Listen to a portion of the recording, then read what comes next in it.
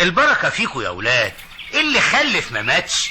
انتوا بسم الله كده ما شاء الله 5 اخوات اهو، خلوا بالكم من بعض. طب احضرنا يا شيخ متولي واشهد علينا. الحكايه ما تستاهلش حضور ولا شهاده، هي يعني حزب بيرمي اهي تركه وكل واحد يعرف حق. عداك العيب يا حامد يا ابني، والميراث ده شرع ربنا يا حافظ يا ابني، وان كنتوا اخوات اتحاسبوا. معقول يا ناس؟ معقول نفتح خزنة ابونا ما نلاقيش فيها مليم واحد؟ اهو ده اللي حصل ايه بس يا حافظ يا ابني؟ ده ابوك الله يرحمه اغنى واحد في البلد كلها، خزنته طول عمرها عمرانه ومليانه فلوس. بلاش الفلوس بلاش. قول لي يا عم متولي، راحت فين الشيكات والكمبيالات؟ الله، ده مسلف نص البلد على يدك يا عمده. ما تقول يا حافظ، قول بقى وخلص ذمتك من ربنا. اقول ايه يا عم؟ مش انت برضه كنت تيجي تزور ابوك كل يوم قبل ما يموت، ويمكن قال لك ودى الشيكات والكمبيالات والفلوس فين؟ انت برضه هتصدق كلام اخويا حامد المخلول ده؟ يعني جزاتي اني كنت بطل على ابويا وهو عيان تقوم تسرقه وتنهبه وتطلعنا انا واخواتك من المولد بلا حمص؟ اسمع يا حامد، انت مهما كان اخويا وعيب تغلط فيا. طب لما انا اخوك قول لي فلوس ابونا راحت فين؟ راحت فين؟ ايش عرفني؟ فتشوني يا ناس. يا حافظ حرام عليك، ما تاكلش حقوق اخواتك دول غلابه، وانت برضه الكبير، وما يخلصكش الشيطان يدخل بناتكم كده، ده المال فاني. قلت لكم ما تكتروش في الكلام معايا، ما خدتش حاجه يعني ما خدتش حاجه كده يا حافظ. طيب انا بقى ما فاضلش عندي غير حسبي الله ونعم الوكيل. وبعدين؟ ولا قبلين اتقفل الموضوع عند كده. يعني ايه اتقفل عند كده؟ يعني ما فيش غير السكات. نسكت، نشوف حقنا وحق اولادك بينسرق عين عينك وتقول لي نسكت؟ تقدري تقولي لي ايه اللي ممكن اعمله؟ تعمل كتير، فيه قانون، فيه حكومة. ايوه، وفيه اللي اكبر من الكل، فيه ربنا. نستعوض ربنا في حقنا. يا ناس من يرضى بالظلم؟ الظلم حرام حرام. سمعت اخر الاخبار؟ خير؟ اخوك حافظ ماله؟ قال ايه؟ اشترى 10 فدادين في حوض الثرو. ايه ده؟ 10 فدادين حتة واحدة وفي حوض الثرو كمان؟ يعني في احسن ارض كلتها جناين. ده ما كانش حيلته غير فدان واحد. تقول ايه بقى؟ ها؟ ولا كمان شارك تجار الجناين ودخل المزادات للدرجة دي؟ امال ايه؟ ده غير الجرار ومكانة المية اللي اشتراها والعربية. انت بتقولي ايه؟ مش انا اللي بقول، البلد كلتها هي اللي بتقول. لا انا لا يمكن اسكت على كده ابدا، لا يمكن.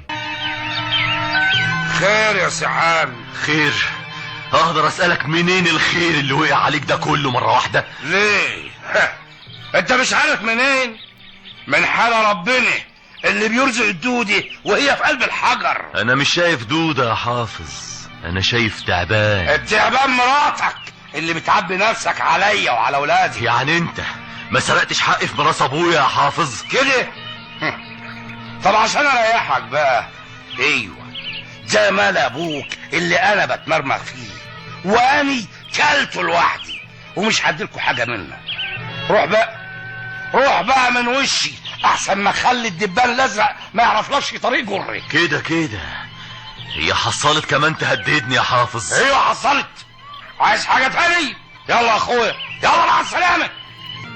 عمّا. ايوه يا حبيبي. هو عمي حافظ مش يبقى اخو ابويا؟ ايوه يا ضنايا.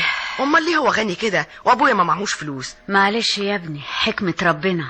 طب مش كنا نروح نعيش معاه احسن؟ ما ينفعش يا ابني، بدل ابويا ما بيشتغل طول النهار في السوق وما بيرجعش بحاجة. معلش يا مصطفى، كل واحد لازم برضو يرضى بنصيبه. ده عمي مستريح قوي وعنده كل حاجة، انا بشوف ولاد عمي مبسوطين ومستريحين.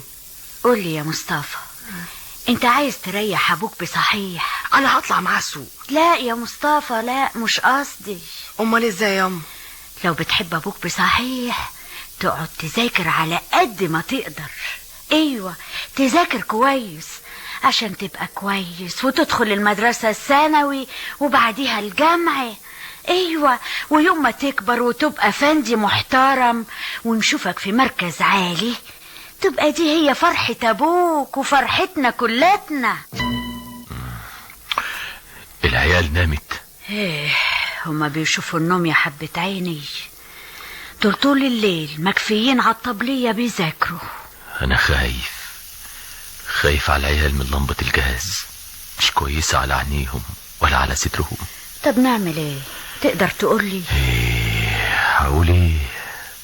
بس يعني لا لقمة نظيفة ولا نومة مرتاحة، وكمان شقى المذاكرة طول الليل.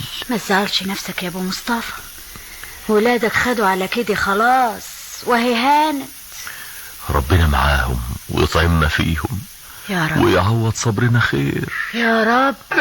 نجحت يا اما، نجحت. صحيح، يا ألف نهار أبيض، يا ألف نهار أبيض.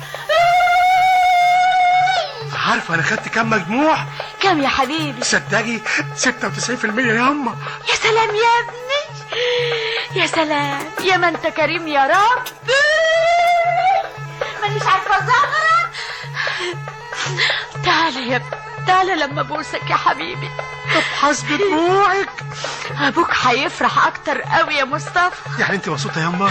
هو في الدنيا فرحه اكتر من دي؟ بس انت بقى تخليك في الجدعنه دي على طول. طبعا يا اما، ما دام فيها مجانيه وفلوس عشان ارحمكم شويه. يا حبيبي يا ابني، شايل همنا. بس انت ادعي لي يا اما.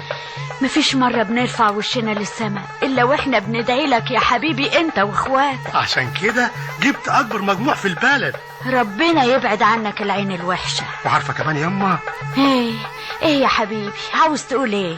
سميرة بنت عم حافظ سقطت. سقطت؟ لا حول ولا قوة إلا بالله.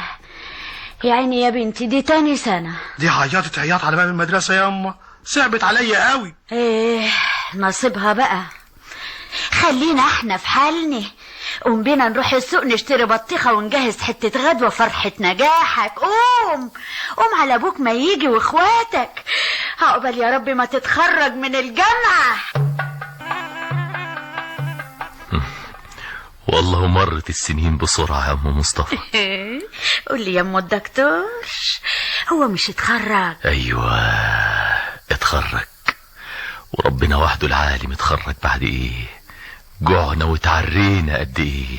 والله كانت ايام حلوة، ربنا ما يعودها ايام. مفيش اسرع منها.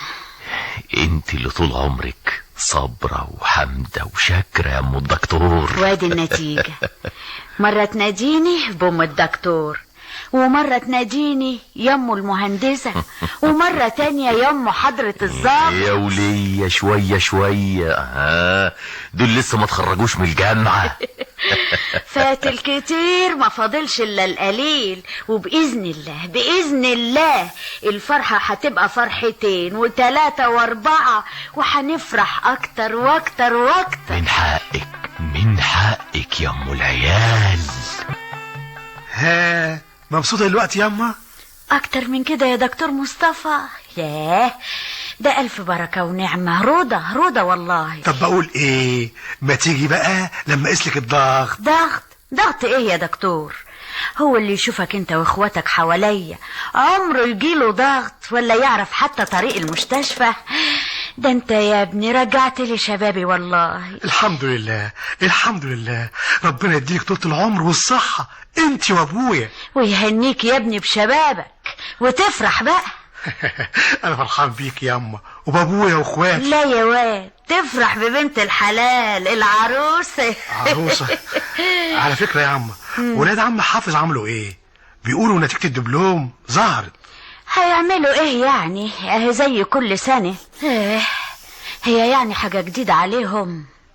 ربك كبير يا ابني، خلينا في اللي احنا فيه. ما قلتليش ايه رأيك في حكاية الجواز؟ الجواز؟ مين؟ حافظ؟ ايه اللي جابك لحد هنا؟ وما جيش ليه يا ام مصطفى؟ مش بيت اخويا؟ دلوقتي بس افتكرت انه اخوك يا حافظ. طول عمرنا اخوات والمصاريف البطن تتخانق. وايه اللي يلزمك مننا دلوقتي يا حافظ؟ مين؟ حافظ اخويا؟ ادخل ادخل يا اخويا، واقف على الباب كده ليه؟ يلا ما توسع يا وليه امال. باين مرات اخويا لسه زعلانه مني. لا معلش يا اخويا، ما انت عارف بقى عقل الستات، بس بالك قلبها ابيض زي البفتة البيض. اتفضل يا حافظ، اتفضل يا اخويا، بيتك ومطرحك. كلام ايه ده اللي سمعته يا حامد يا اخويا؟ كلام ايه يا حافظ يا اخويا؟ خير. بلغني كده كلام داير في البلد ان الدكتور مصطفى خطب من بره. وفيها ايه ده؟ خطب دكتورة زميلته زيها زي وبنت عمه سميرة بنتي. سميرة بنتك مالها؟ سميرة من لحم ودمه يا حامد، هو اولى بيه ومش هيلاقي احسن منها ولا اغنى منها. غنى ايه يا حافظ؟ غنى ايه؟ معقول يبقى دكتور قد الدنيا وياخد واحدة مش فالحة؟ ايه كده يا حامد، كده يا اخويا. كلام ام الدكتور مصطفى عين العقل يا حافظ. اعمل معروف يا حامد يا اخويا، اعملي معروف يا ام مصطفى. انا غلطان في حقكم، انا مستعد ارجع كل اللي خدته وكل اللي سرقت منكم. انا خلاص مش قادر ارفع عينيا في وش الناس. اهل البلد كلهم بياكلوا وشي، حتى اخواتي بشوف في عينيهم الشمات. قول لهم يا حامد، قول لهم يسامحوني، خدوا كل اللي معايا كله، الارض، الفلوس، العز كله، بس ما تخلوش مصطفى يتجوز من بره. قلت ايه يا حامد يا اخويا؟ اسمع يا حافظ يا اخويا، اسمعني كويس. كل واحد بيحصد اللي زرعه. انت زرعت شوك ودلوقت جاي تندم، عايزني ابيع لك الورد بالشوك. لا يا حافظ، لا، حرام عليك، ده انت كده تبقى ظلمتني في الاول والاخر. لا يا حافظ، لا يا اخويا، ما ترضاش الظلم ليا ولابني. لا يا اخويا، مع السلامة يا حافظ.